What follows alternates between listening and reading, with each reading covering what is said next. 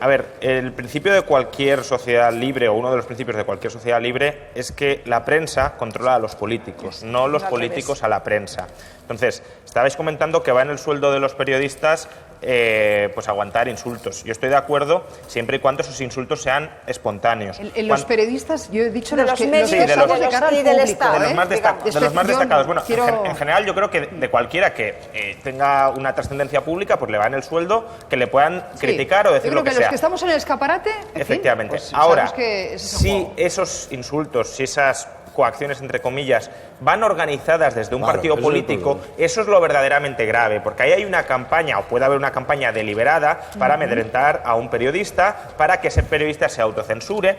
Si trabaja en un medio que es afín a Podemos, para que pueda conservar su puesto, dado que ese medio es afín a Podemos y no se quiere enemistar con la dirección, y eso sí es muy sintomático, no solo de Podemos, sino de todos los partidos, pero también de Podemos, que un partido político que tiene voluntad de llegar al gobierno, que emplee tácticas que pueden ser matoniles, luego lo lógico es plantearse si esto lo hacen desde fuera del gobierno, ¿qué harán una vez lleguen al gobierno? Y básicamente harán lo que hacen todos los demás, dicho sea de paso.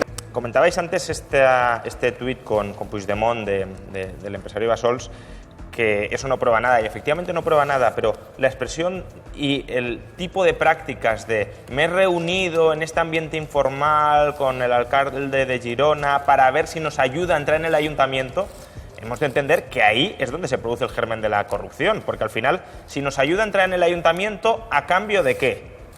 ¿Simplemente de que hemos trabado una buena amistad personal o a cambio de que además... Vale, pero entonces muy bien, Juan, me voy a dedicar a hacer todas las fotos en el Camp Nou y en el palco del Bernabéu. No, yo no digo que... Fíjate la cantidad de fotos lo voy a utilizar haber como prueba de posible entrada evidentemente no de determinados sectores de determinados ayuntamientos. No, yo no digo que demuestre nada. Digo gobiernos. Digo que ese tipo de prácticas, ese tipo de acercarse al político, confraternizar con el político, creer que el político es el que te tiene que ayudar a entrar en el ayuntamiento, es lo que evidentemente da pie a que posteriormente se diga, vale, yo te ayudo, pero ¿a cambio de qué? Y en este caso a lo mejor no ha sucedido nada, esto no es prueba evidentemente de nada, pero que estas prácticas son comunes y a fuerza de repetir muchas de estas prácticas, de acercarse continuamente al político es cuando surgen los casos de corrupción. Bueno, claro, Juan, es que se vuelve a apostar por el ladrillo, vuelve a ser rentable el ladrillo, ¿no? Sí, bueno, aunque yo matizaría un poco las cifras, es decir, todas son correctas, pero pongámoslas un poco en contexto. Es decir, es verdad que el precio de la vivienda está aumentando un 4,5%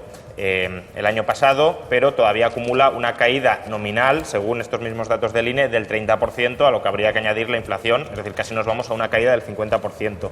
Pero bueno, los precios, podríamos decir, están empezando a remontar, por tanto, tampoco seamos tan exigentes. Pero si miramos, por ejemplo, los datos de concesión de hipotecas, los datos de visados de obra nueva, ahí vemos que el sector de la construcción todavía está muy arrasado. Es decir, el año pasado se concedieron 65.000 visados de obra nueva en 2016. En el año 2007 se concedieron 650.000. 65.000 frente a 650.000. Podemos decir, bueno, pero ya estamos en el mejor momento de la crisis, ¿no? En el año 2010, cuando todavía había mucha crisis, había 90.000 visados de obra nueva por año. O en materia de hipotecas. En materia de hipotecas, actualmente se están concediendo entre 20 y 25.000 hipotecas por mes.